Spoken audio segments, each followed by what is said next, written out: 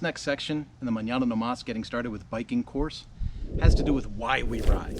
And so I just wanted to kind of get personal with you and let you know up front what it is that makes me want to ride. And then if you resonate with any of this, you know, I would love to have your feedback. I would even consider adding some of these stories to our courses to try and just make sure that we're hitting those emotional notes that we can with as many users as possible using the site. You see, I started riding, like I said in the earlier one, you know, between the ages of like 3 and 4. My parents got me a bike, you know, training wheels off, boom, pushed me down the sidewalk. And in that very moment, I was hooked. I was like, this is free. I really, really enjoy this feeling. By the time I was 5, you know, I was standing on the seat and standing on the crossbar, riding no-handed, and I was doing all kinds of, you know, stunts and tricks and things like that, and trying to ride wheelies and, you know, and do jumps. Now I may have just been jumping 3 or 4 inches, but, you know, to a 5-year-old, it probably felt like 5 feet. And as I got older, we moved to a suburb of Philadelphia. And, you know, the ages of like 6 through 8, 6 through 9, those were the years that I was able to expand my territory and go off the block, you know, go 3-4 blocks away and ride around and kind of sightsee, you know, ride down to the creek, you know, and play down at the creek with some other friends. And then, gosh, by the time I was, you know, 9, 10 years old, I was bicycling outside of our town. I was going outside of Roslyn to Willow Grove, you know, sometimes as far as Hatboro, Warminster, places like that. Now, if you're from the East Coast, these might be names that make sense to you. But as you can see, for me, it was a profound sense of freedom. When I was in 3rd grade, I got a paper route. Actually, I think I started the paper route in 7th grade. Anyway, I had figured out as a young entrepreneur that I could subcontract extra paper routes to other kids in my class, and then I would just have to collect the money, right, and then pay them out a portion and keep some for myself. And so I actually did that. I franchised my paper route, and you know, whether or not that was legal or not at the time, I don't know, but me and my friends and our bicycles, that enabled us to be able to do that and experience just a taste of financial freedom using the bicycles as vehicles. As I got older, I got more and more exploratory in my sense of bicycling. I remember the first time I got a 10-speed bicycle, I couldn't believe how fast I could go. You know, I had a Huffy Santa Fe, if anyone remembers that, way back in the day. It was a tan and brown bicycle. You know, I thought it was gorgeous when I got it. Now I look back on it and go, man, what a hideous thing. But I rode that bike all over the place. And then I got a Schwinn Varsity, and that bike might have been as heavy as a boat anchor, but I rode that bike all over the place. In fact, there was a ride I would do every year, leaving from my town in Roslyn, Pennsylvania, on the outside of Philadelphia.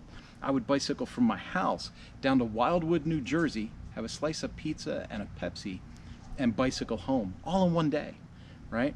Couldn't believe the amount of miles I was able to cover. And I actually took a friend with me on one of those trips, and I was amazed he made it. But we had a blast. We spent all day in the saddle, and we might have been sore for days afterwards, but the experience of the day was just tremendous. And as I say, the freedom to be able to just cut loose and go was so amazing.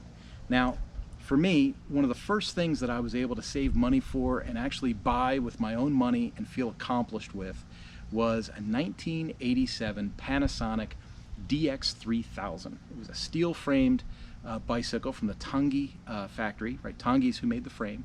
Panasonic put the thing together. It had a Shimano gear system on it, and I still have that bicycle. It was the first thing I was able to save and purchase, and it's one of the only things with any sense of equity that I was able to keep after all of these years. And I'm in my 50s now.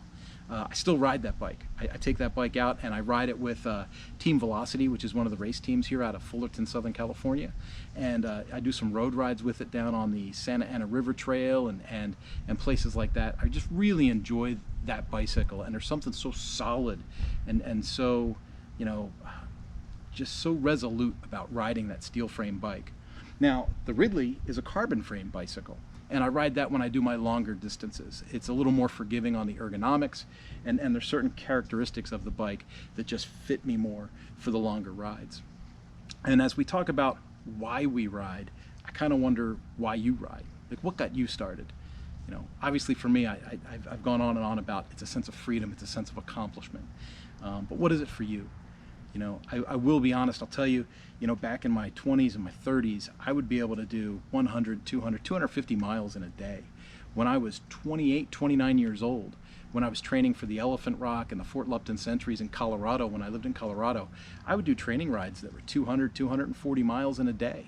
I would leave Broomfield, Colorado, and I would go up the frontage road up to almost Fort Collins over to the mountains, the whole foothills all the way down Highway 36 through Boulder, Colorado, back over the mountain and back into Broomfield. Or, gosh, at one part I lived in Washington Park, and I would ride out of Washington Park, out of downtown Denver, and go to all these cool places. And then as I got older, life takes over. I got out of shape. I stopped riding so much. In fact, we lived in New Mexico for a while. And when I lived in New Mexico, I couldn't ride more than 20 miles without getting a flat. And it kind of took all the fun out of it for me. So, I got heavy. I got real heavy. In fact, I had a corporate job, pretty cushy corporate job with a corporate credit card. And I could eat at any restaurant, eat anything I wanted for dinner. And boy, did I ever. And I got heavy.